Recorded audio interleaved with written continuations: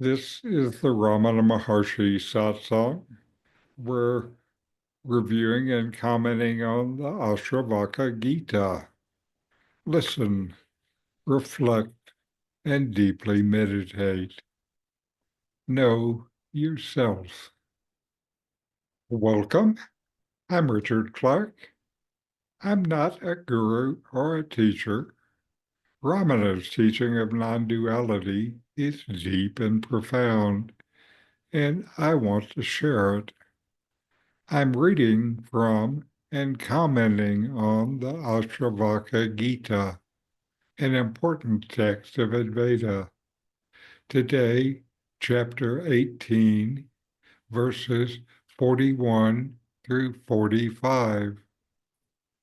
Ashtavakra says in this chapter about the peace of a sage.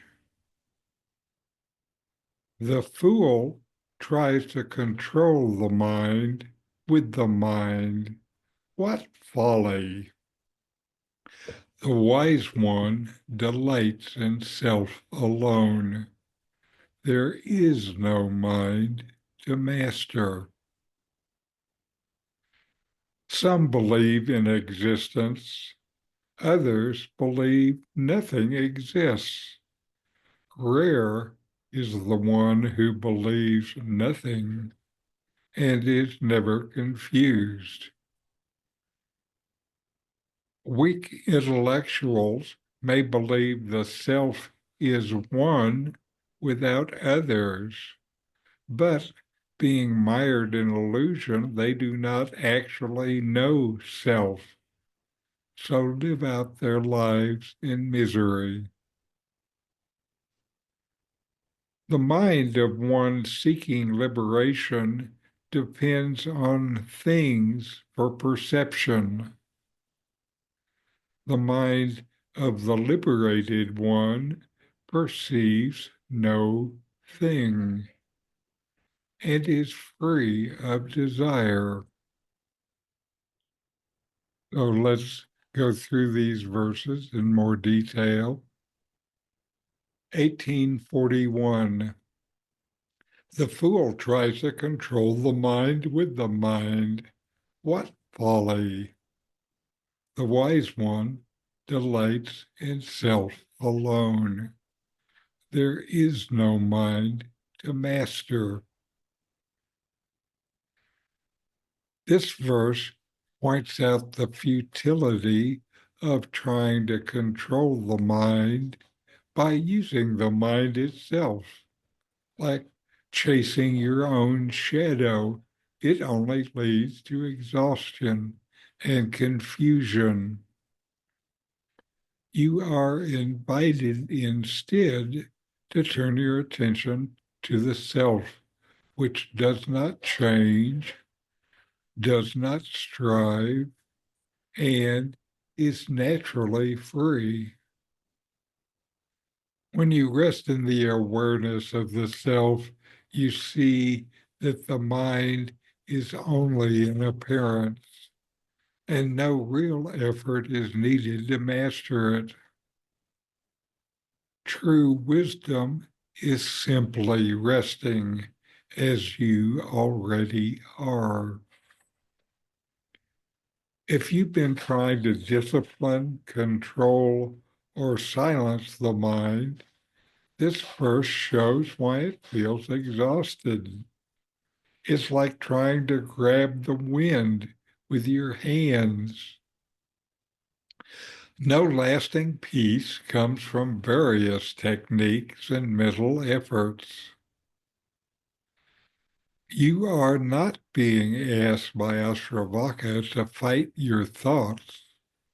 You are being shown that your true freedom is already untouched by the mind's movements. You are the self, vast and unchanging, before the mind even appears, and in which the mind appears naturally in your own being.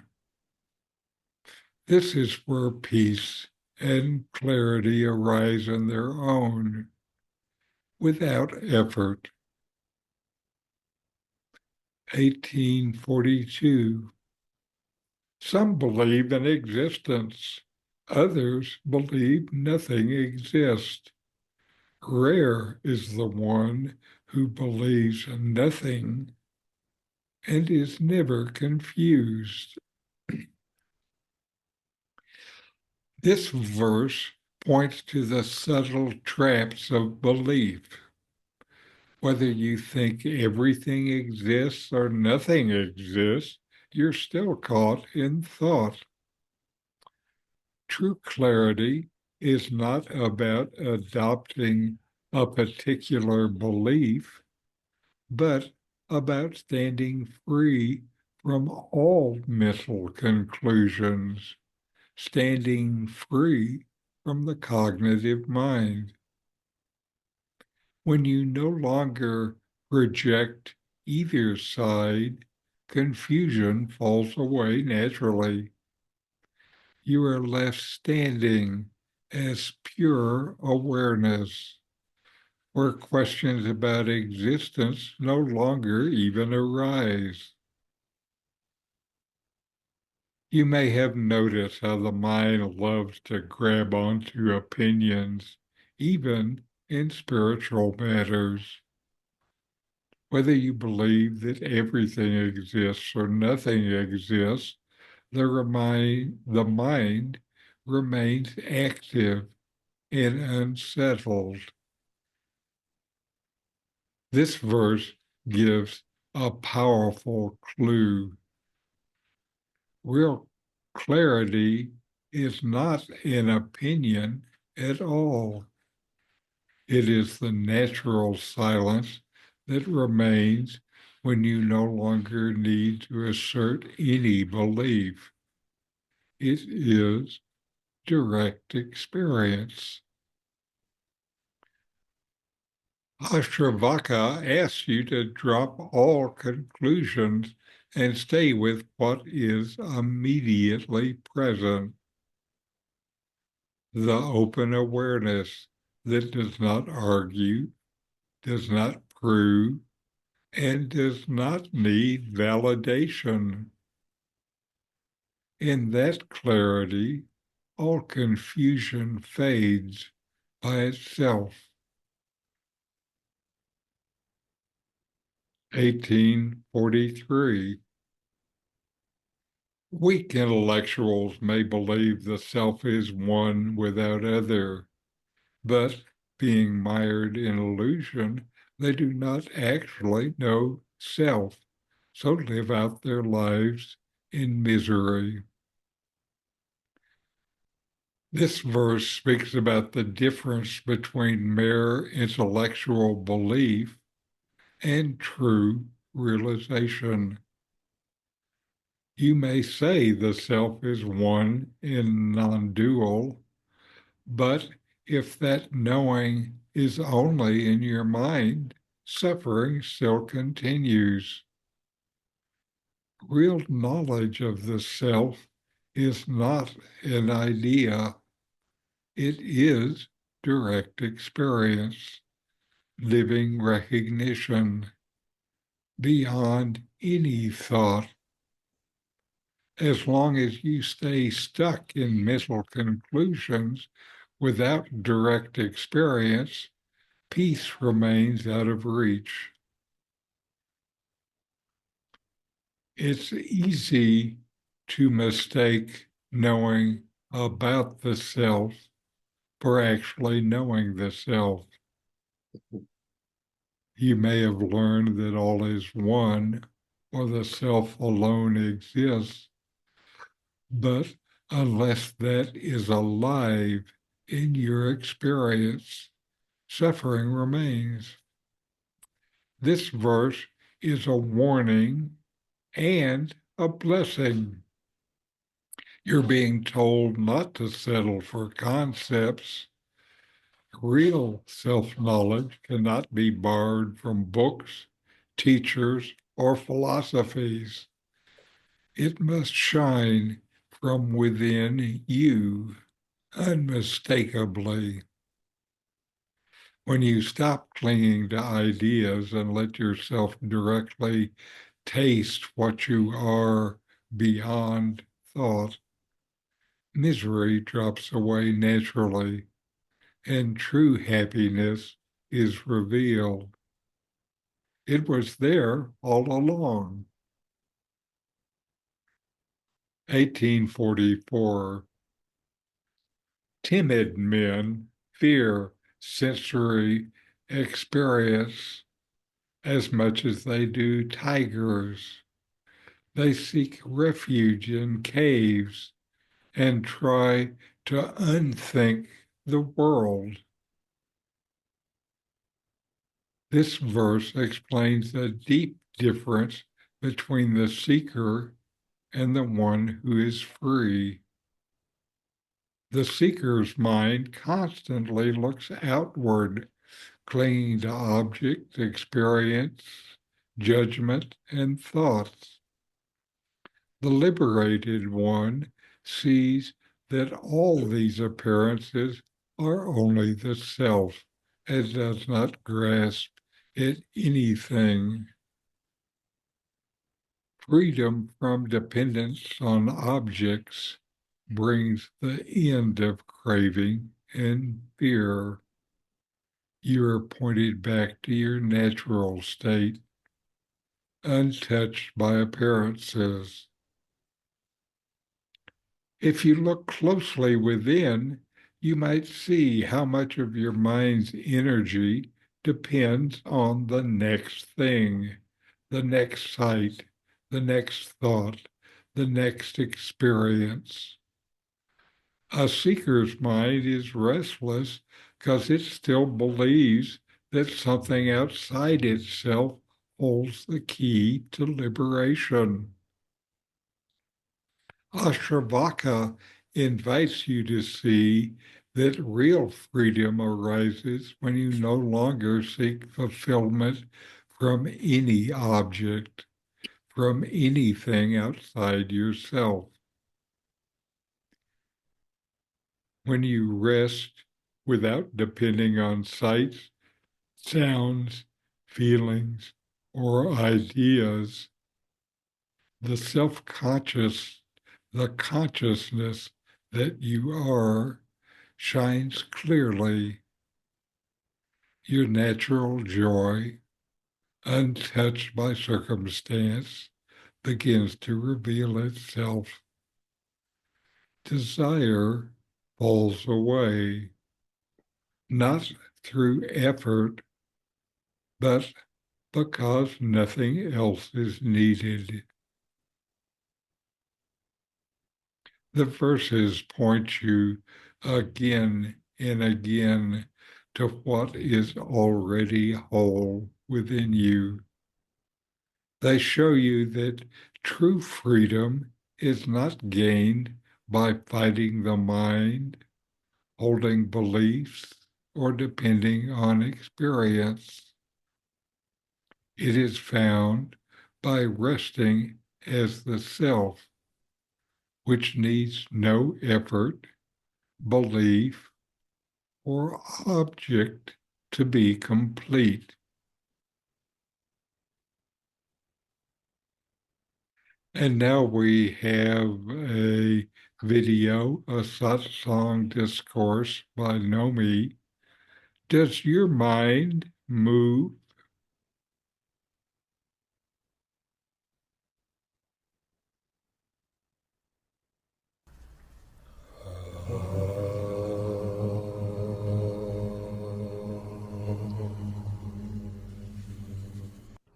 Does your mind move?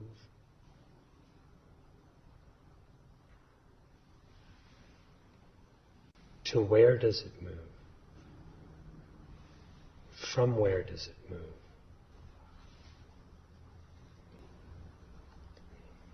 With the entirety of the mind's motion,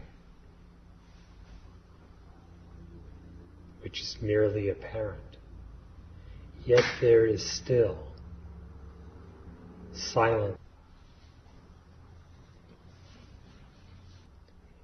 From where does the mind move? Where does it go?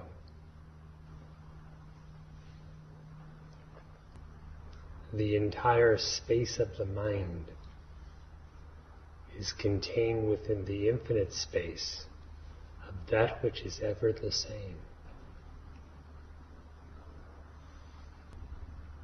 Wherever the mind moves,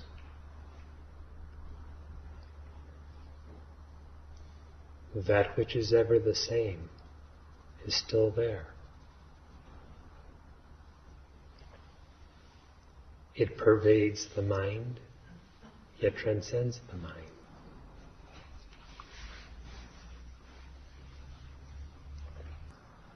What is this that is ever the same?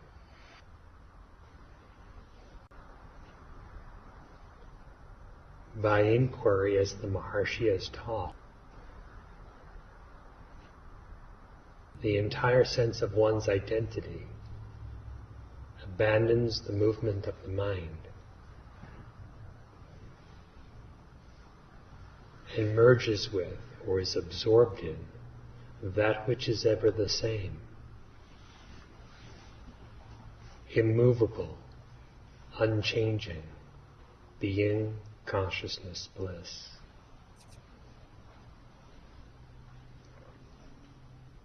Sri Bhagavan said that God, Guru, and the Self are the same. There are different ways of understanding this.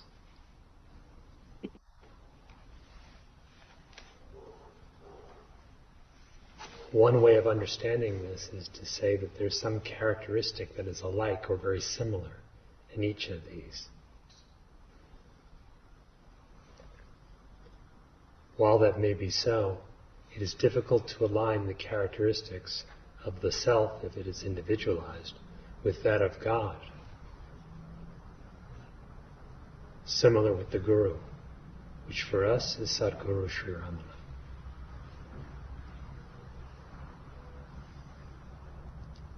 But the Maharshi said, the same.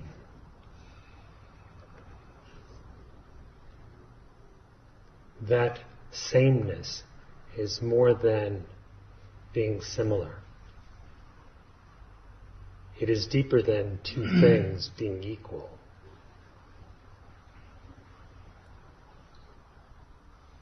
He says, the same.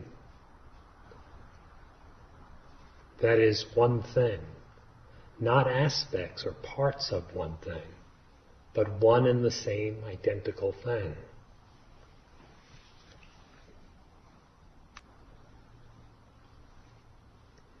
Because it is the same as the self, this means that objective notions of God and Guru fall away.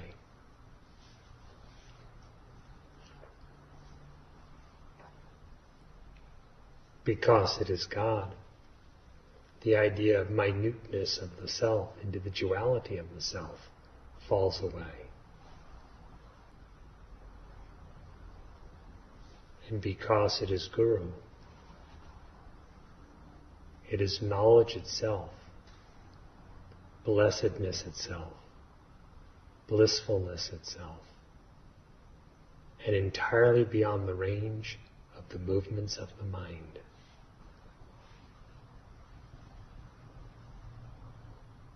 The Guru is that which is absolutely one, ineffable and inconceivable. Likewise, God. Speaking of God and Guru, the mind has no place, let alone movements of the mind. How can we say the Guru has a mind? How can we say God has a mind?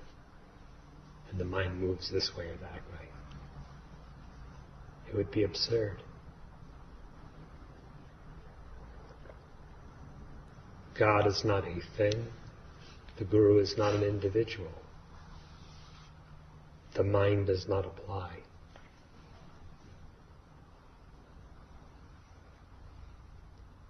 But if the self is the same, then what is it that you refer to as your mind? And where does it move, and from where?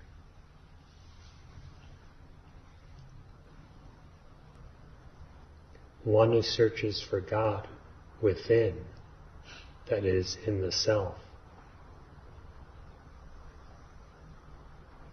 adhering to the luminous instruction of the Guru,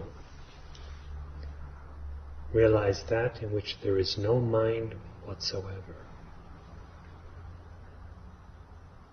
no divisions of mind, no movement of mind, no forms of thought of the mind.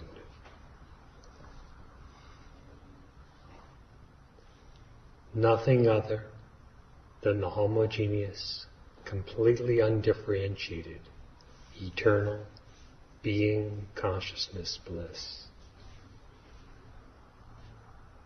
Being, the ever same, the reality. Consciousness, the self-luminous, knowledge itself, and truly the only knowledge, the real light. And bliss, the natural state, the perfect fullness that is always the same.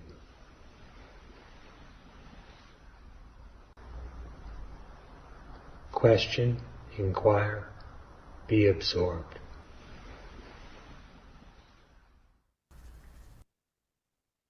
And now we'll spend a few minutes and inquire ourselves. You exist, and you know that you exist. Investigate within yourself this existence. Inquire, am I trying to control the mind? Or can I rest as the self beyond the mind?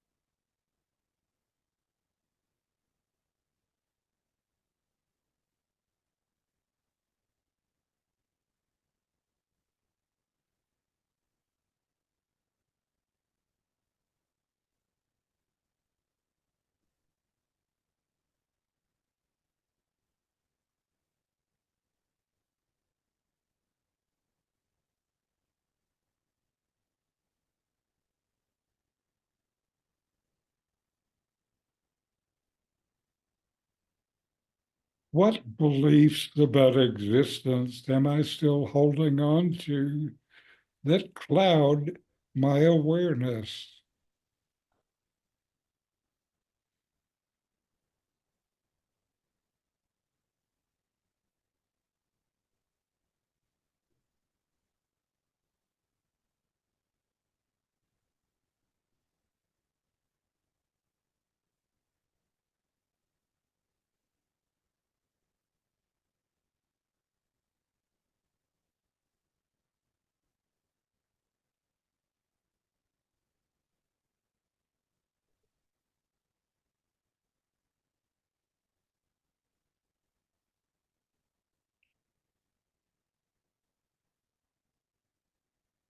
Do I believe I am a body?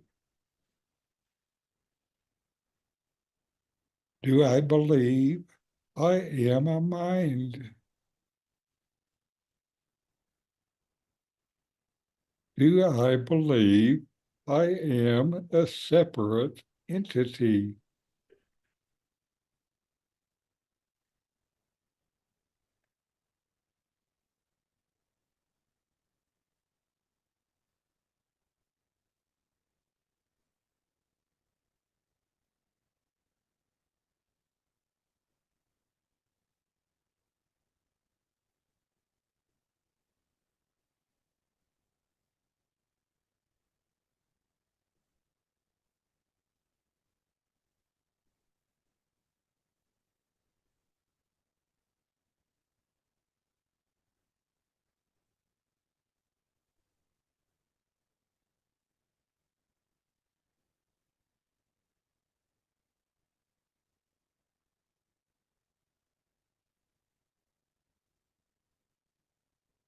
What happens when I stop clinging to perceptions and rest in pure awareness?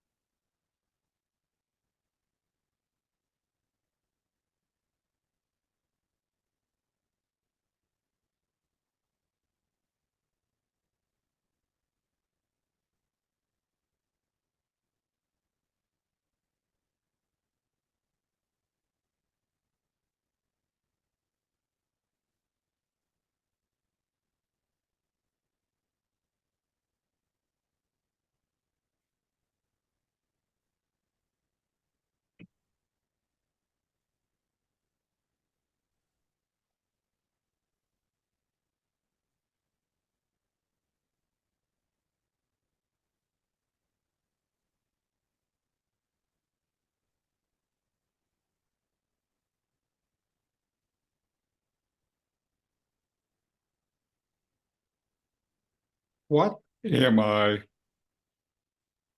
What is the nature of my existence?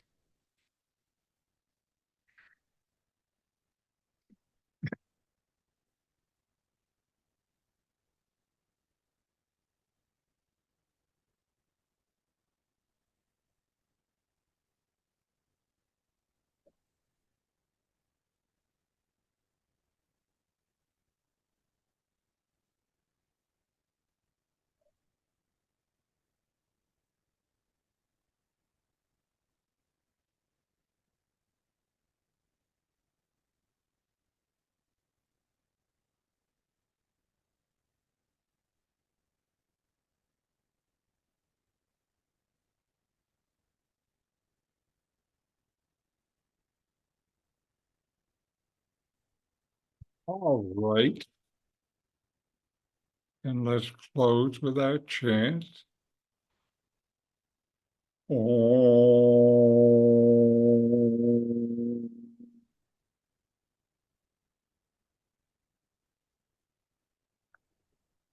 Shanti, Shanti, Shanti. Om. Peace, peace, peace.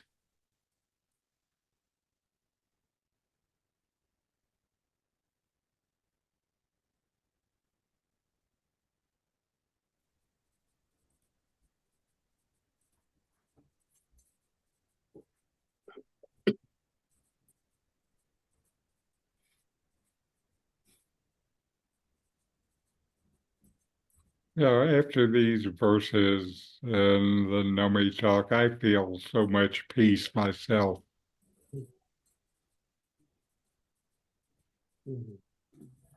I'll feel more peace when the workers leave. Yes. Yeah. Mm.